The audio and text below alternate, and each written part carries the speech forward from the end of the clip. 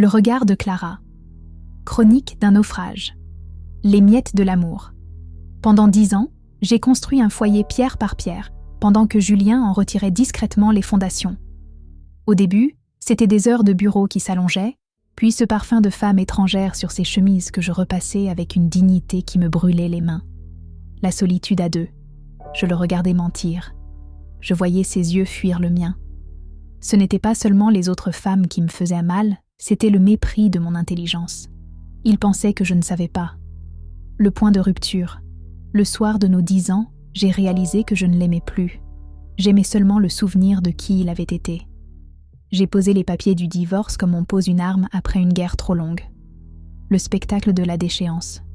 Quand je suis partie, Julien n'a pas cherché à se racheter avec noblesse. Il a cherché à s'oublier dans la bouteille. Le harcèlement désespéré, les messages vocaux à 3 heures du matin où sa voix n'était plus qu'un murmure pâteux de remords et d'insultes. L'odeur de la défaite. Parfois, il m'attendait en bas de mon nouvel appartement. Il puait le gin et le désespoir. Il pleurait, jurait qu'il m'aimait, mais je ne voyais qu'un homme qui essayait de remplir son vide intérieur avec ma présence, faute de pouvoir le faire avec de l'alcool. La nuit de l'irréparable. Ce soir-là, il m'avait supplié. Une dernière chance, Clara. Je suis sobre, je te le jure. J'ai accepté de le voir dans un café, par pitié, pour mettre un point final.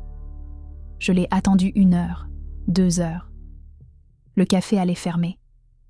J'ai ressenti un soulagement immense en pensant qu'il m'avait posé un lapin. J'étais enfin libre. Le dénouement tragique. En rentrant chez moi, j'ai vu les gyrophares bleus et rouges qui balayaient la pluie fine. Une voiture était encastrée dans un platane à quelques rues du café.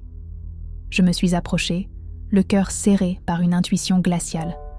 La scène, ce n'était pas sa voiture qui l'avait percutée, c'était un bus de nuit.